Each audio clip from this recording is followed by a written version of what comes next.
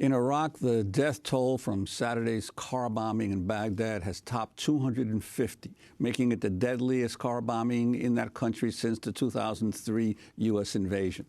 The massive blast targeted shoppers preparing for the Eid, marking the end of Ramadan. A fire then spread to nearby buildings. On Sunday, a local resident decried the bombing. Is this Eid? Every Eid we celebrate. Is this our Eid? Is this our Eid?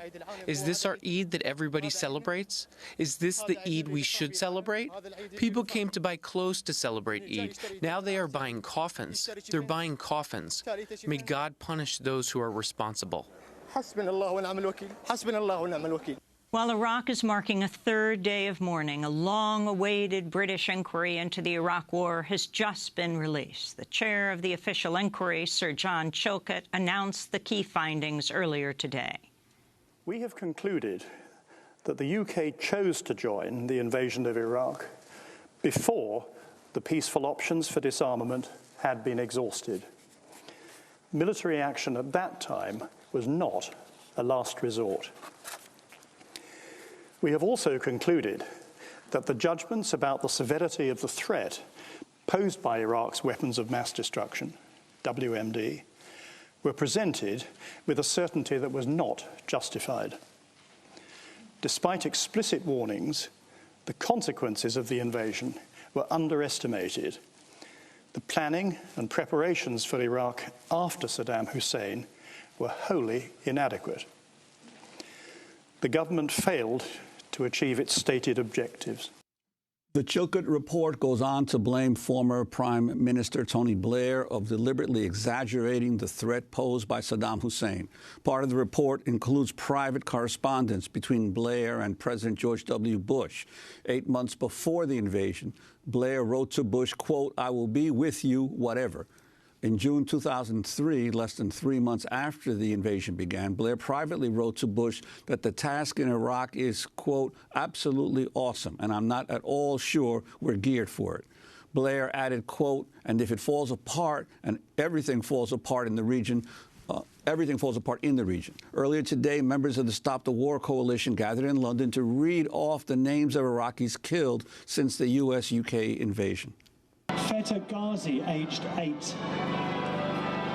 Nada Abdallah, 16.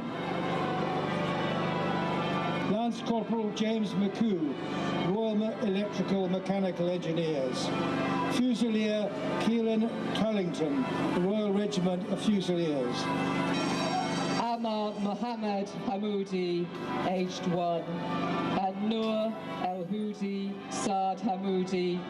To talk more about the state of Iraq today and the newly released Chilcot inquiry, we're joined by two guests in London. Tariq Ali is a political commentator, historian, activist, filmmaker, author, editor of the New Left Review. His most recent book, The Extreme Center, A Warning.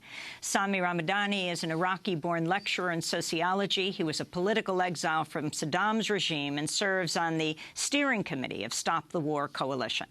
Tariq Ali and Sami Ramadani, welcome to Democracy Now! Sami Ramadani, let's begin with you. You're an Iraqi exile. You live in London. The Chilcot report has just come out. Prime Minister Cameron has addressed it on the floor of the Parliament. Sir Chilcot has given this report.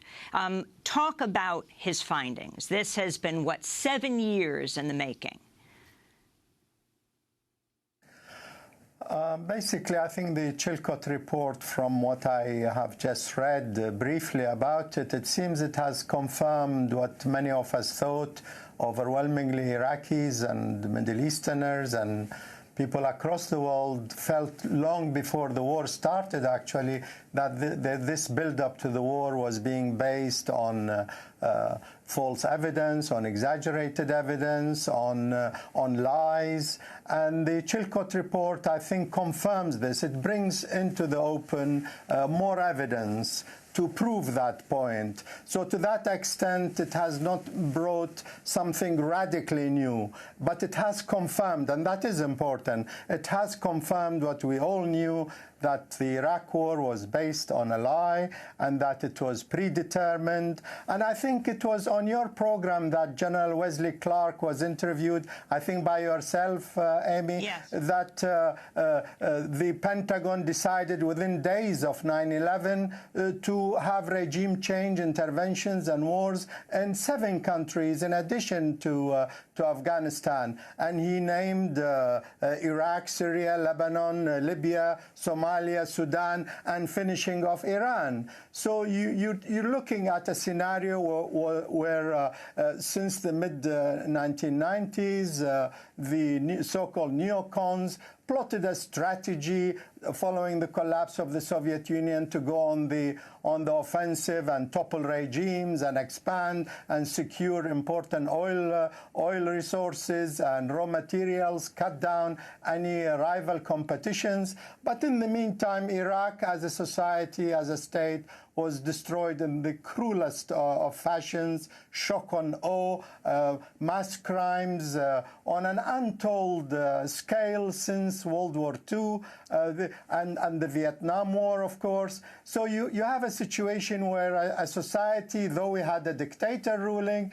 it wasn't removing the dictator that was the real objective, but really controlling Iraq. And failing to control it, they eventually destroyed it, just like they did in Libya, they are doing in Syria, and so on. And so it fits in within that scale, but the biggest tragedy of all is the loss of life. Over 1 million people lost their lives in Iraq, the infrastructure destroyed, the health services destroyed, educational system, employment, at every turn, electricity, clean water. Iraq was a fairly advanced country by third world standards. All this was destroyed. The ordinary lives of the people were ruined. Sectarianism was encouraged. Divide and rule was encouraged.